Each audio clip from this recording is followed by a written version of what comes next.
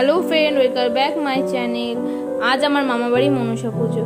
এই আমাদের পুরানো মা মনসার মূর্তিটা এখন বিসর্জন দিয়ে দেবে, সেই জন্য নিয়ে বাইরে বের করে রাখছে। এবার সব নতুন মা মনসার মূর্তি আনার জন্য রেডি করছে, বরণ ডালা রেডি করলো। এখানে আমি, মা, বোন, তুলতুলি, মামি সবাই মিলে যাচ্ছি ঠাকুর আনতে। মামা সামনে বসে এখানে এই যে ঠাকুর আনতে গিয়ে কত সুন্দর সুন্দর অপূর্ব ঠাকুর বানিয়েছে দেখলাম। এই হচ্ছে আমাদের মা মনসার মূর্তি। মামা নিয়ে যাচ্ছে, টোটোতে ঢোকাবে। মা মনসার মূর্তিটা একটু বড় ছিল, টোটোতে ঢুকিনি, সেই জন্য আবার ভ্যান ডেকে এনেছে। মামার মেয়ে হাঁস নেওয়ার জন্য মারামারি করছে যে ও নেবে হাঁস। তারপর নিয়ে সকলে মামা বাড়ি যাচ্ছে দুজন মিলে, আমি আর বোনু আর মা মনসার সাথে।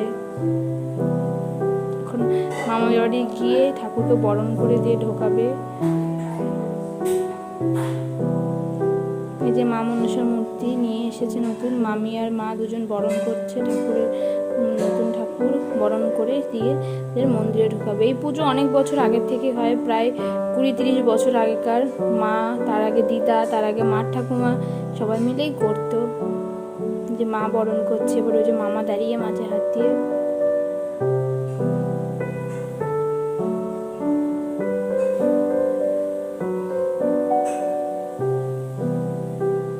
এবার ঠাকুরকে নিয়ে সোজা মন্দিরে ঢুকিয়ে নিচ্ছে।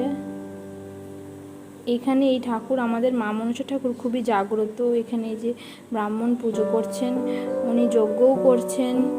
এই মা মনসার মূর্তি খুবই জাগ্রত শুনেছি নাকি। এখানে প্রতিনিয়ত যখন আমার মার ঠাকুমা পুজো দিত, প্রায়ই এখানে সাপ দেখতে পেত, এবং এখনও নাকি মাঝে মাঝে মায়ের কাছে এসে থাকে, দেখেছে।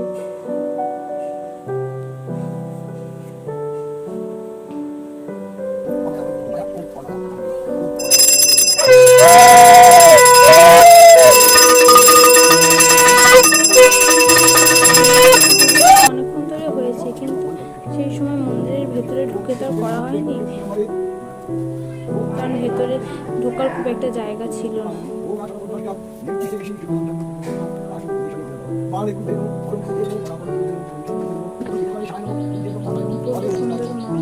সবাই একটু নমস্কার করুন, ধন্যবাদ সকলকে।